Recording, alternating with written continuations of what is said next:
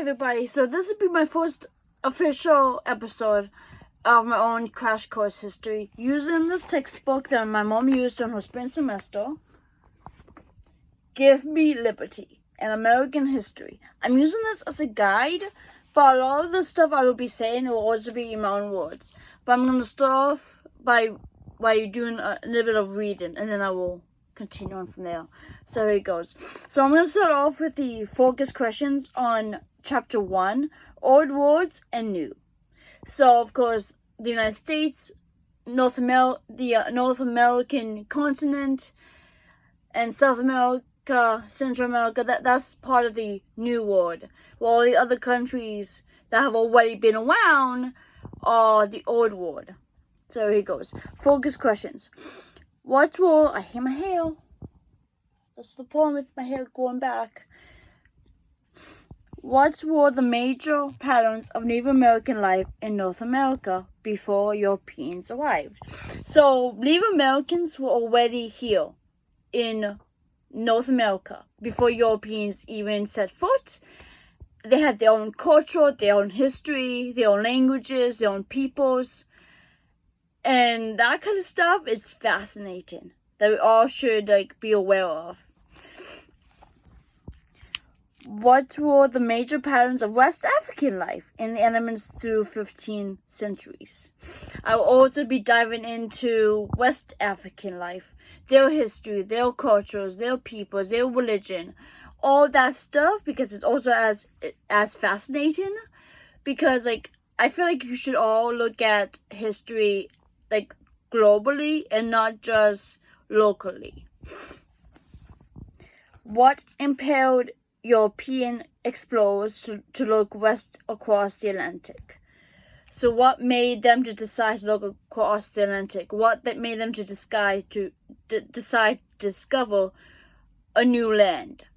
We would talk about the Vikings, who I love. We would talk about Christopher Columbus, who I hate.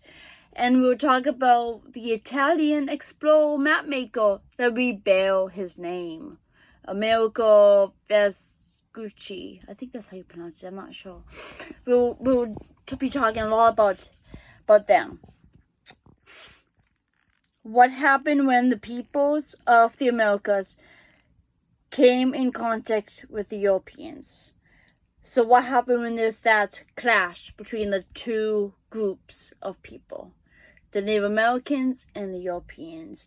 And we learn from what we learn in school that Europeans brought in diseases. Native Americans tried to have treaties with the Europeans, and what we did, we removed the Native Americans from their land and claimed this country as our own for our own religious freedoms, and we just disregarded the people that were already here.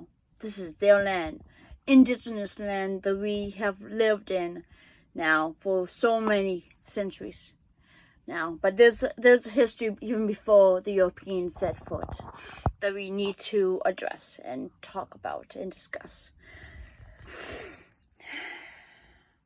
What were the chief features of the Spanish Empire in the Americas? So it's not just the English Europeans that set foot into this country or into these continents, but there are also the Spanish Europeans that came over. And all this history, all these people that came over kind of create a whole new country out of a country that was already existing with people that were already here from the beginning. What were the chief features of the French and Dutch empires in North America? So as well as the English and the Spanish, also the European French and the European Dutch came over here as well too. So we all kind of intermingle with each other, creating different varieties of this country. And all of these questions and so much answers will be dived into in much later videos. I just wanted to talk with these questions to you about, and we'll see what kind of video I'll be posting tomorrow. So we'll see. So talk to you then. Bye everybody. Take care.